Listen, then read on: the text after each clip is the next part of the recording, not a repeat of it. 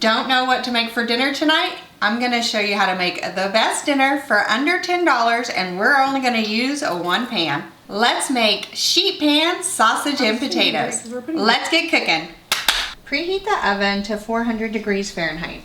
Now let's get the potatoes ready. I'm using red potatoes and we're gonna dice them up into bite-sized pieces. It's about 1.5 pounds. I am going to cut them into 8, so half them and then quarter each half, just so they're gonna cook evenly and it's easy to bite and serve. Now you can use any potatoes that you like. It's completely up to you. Baby potatoes are good, yellow potatoes. You could use russet, but that's not gonna be my favorite, but you do you. Or, this is honestly what I would do. I would make whatever my kids will eat, honestly, because they're kind of potato picky. Let me know in the comments below if anyone in your family is potato picky. These potatoes have been washed and the eyes have been removed.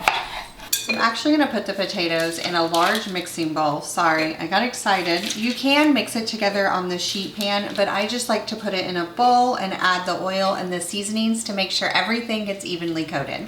Now the link to today's recipe is in the description below. If you're having trouble finding it, just go to eatingonadime.com and search sheet pan sausage and potatoes and it'll pull right up.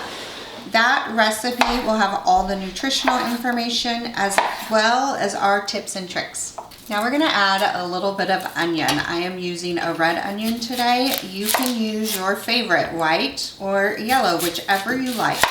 Also, I'm just gonna get this peeled.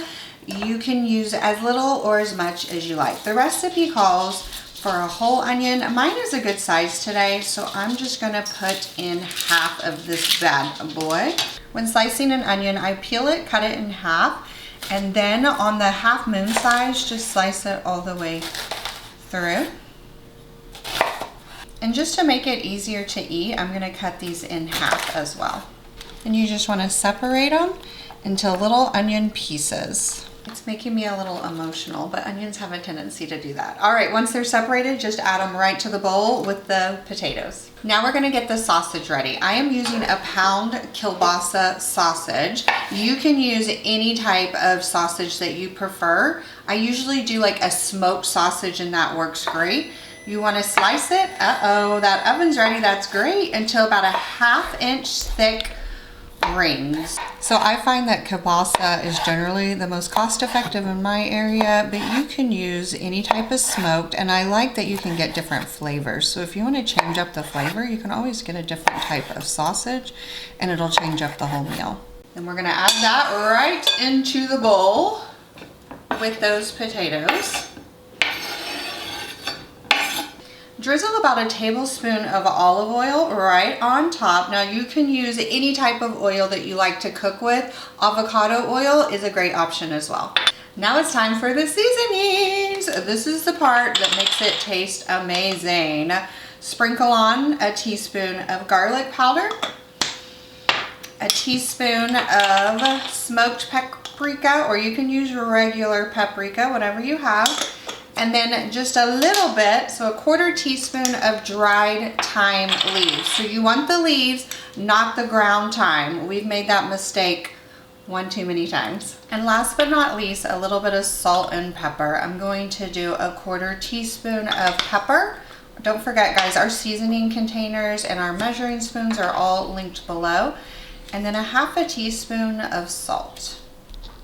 The only thing left to do is toss, toss, toss. And we're just wanting to make sure that the seasoning and oil is evenly distributed across the sausage and the potatoes. This is why we like to put it in the bowl first. It just makes sure that every piece gets evenly amount of seasoning and the oil.